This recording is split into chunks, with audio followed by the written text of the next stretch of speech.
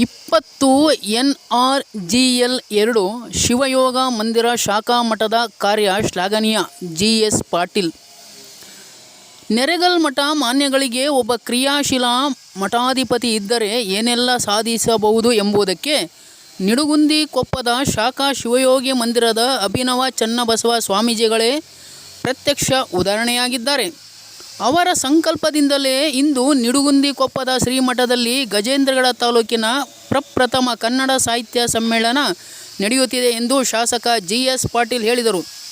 ನಿಡುಗುಂದಿ ಕೊಪ್ಪದ ಶಾಖಾ ಶಿವಯೋಗಿ ಮಂದಿರದಲ್ಲಿ ಹಮ್ಮಿಕೊಂಡಿರುವ ಗಜೇಂದ್ರಗಡ ಪ್ರಥಮ ತಾಲೂಕು ಕನ್ನಡ ಸಾಹಿತ್ಯ ಸಮ್ಮೇಳನದ ನಿಮಿತ್ತ ರಾಷ್ಟ್ರ ಧ್ವಜಾರೋಹಣವನ್ನು ನೆರವೇರಿಸಿ ಅವರು ಮಾತನಾಡಿದರು. ನಿಡುಗುಂದಿ ಮತ್ತು ನಿಡುಗುಂದಿ ಕೊಪ್ಪದ ಸರ್ವ ಸದ್ಭಕ್ತರ ಇಚ್ಛೆಯಂತೆ ಗಜೇಂದ್ರಗಡ ತಾಲೂಕಿನ ಪ್ರಥಮ ಸಮ್ಮೇಳನ ಇಲ್ಲಿ ನಡೆಯುತ್ತಿದೆ. ಇದಕ್ಕೆ ಸರ್ವಾಧ್ಯಕ್ಷರನ್ನಾಗಿ ಅತ್ಯಂತ ಸೂಕ್ತ ವ್ಯಕ್ತಿಯನ್ನು MA ಹಿರೇಒಡೆಯರ್ ಗುರುಗಳನ್ನು ಆಯ್ಕೆ ಮಾಡಿದ ಆಯ್ಕೆ ಸಮಿತಿ ಸದಸ್ಯರಿಗೆ ಅಭಿನಂದನೆಗಳು. ತಮ್ಮ ಶ್ರೀಮಠದ ಜಾತ್ರೆಯೊಂದಿಗೆ ಕನ್ನಡ ನುಡಿ ಸೇವೆಯನ್ನು ತಾಲೂಕು ಸಮ್ಮೇಳನದ ರೂಪದಲ್ಲಿ ಏರ್ಪಡಿಸಿರುವುದು ತುಂಬ ಶ್ಲಾಘನೀಯ. ಅದಕ್ಕಾಗಿ ಅಭಿನವ ಚನ್ನಬಸವ ಸ್ವಾಮಿಗಳನ್ನು, ನಿಡುಗುಂದಿ ಮತ್ತು ನಿಡುಗುಂದಿ ಕೊಪ್ಪದ ಸರ್ವ ಸದ್ಭಕ್ತರನ್ನು, ಸಕಲ ಕನ್ನಡಾಭಿಮಾನಿಗಳನ್ನು ತಾವು ಭಕ್ತಿಪೂರ್ವಕವಾಗಿ ಅಭಿನಂದಿಸುವುದಾಗಿ ಪಾಟೀಲ್ ಹೇಳಿದರು. ದಿವ್ಯ ಸಾನ್ನಿಧ್ಯ ವಹಿಸಿದ ಅಭಿನವ ಚನ್ನಬಸವ ಸ್ವಾಮೀಜಿ ಆಶೀರ್ವಚನ ನೀಡಿ ವರ್ಷಕ್ಕೊಮ್ಮೆ ನಡೆಯುವ ಶ್ರೀ ಕುಮಾರೇಶ್ವರ ಸದ್ಭಕ್ತರೊಂದಿಗೆ ಚರ್ಚಿಸಿದಾಗ ಎಲ್ಲರೂ ಒಮ್ಮತದ ಸಮ್ಮತಿಯನ್ನು ನೀಡಿದ್ದರಿಂದ ಈ ಕಾರ್ಯಕ್ರಮಕ್ಕೆ ಚಾಲನೆ ದೊರಕಿತ್ತು.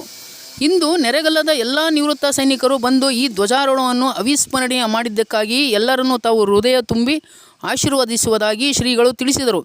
ಜಿಲ್ಲಾಧ್ಯಕ್ಷ ವಿವೇಕಾನಂದ ಗೌಡ ಪಾಟೀಲ್, ಪರಿಷತ್ ಧ್ವಜಾಳಿ ಘಟ್ಟದ ಅಧ್ಯಕ್ಷ MV ವೀರಾಪುರ, ಮಿಥುನ್ ಪಾಟೀಲ, VB ಸೋಮನಕಟ್ಟಿಮಠ್, ಹಂದಪ್ಪ ಬಿಚ್ಚೂರ, ಫಕೀರಪ್ಪ ಕುಕನೂರ, ಜಗದೀಶ್ ಕರಡಿ ಸೇರಿದಂತೆ ನಿಡುಗುಂದಿ ಕೊಪ್ಪ, ನಿಡುಗುಂದಿ, ಹಾಲಕೆರೆ, ನೆರಗಲ್ಲ ಮತ್ತು ತಾಲೂಕಿನ ಎಲ್ಲ ಸಾಹಿತ್ಯಾಭಿಮಾನಿಗಳು ಉಪಸ್ಥಿತರಿದ್ದರು.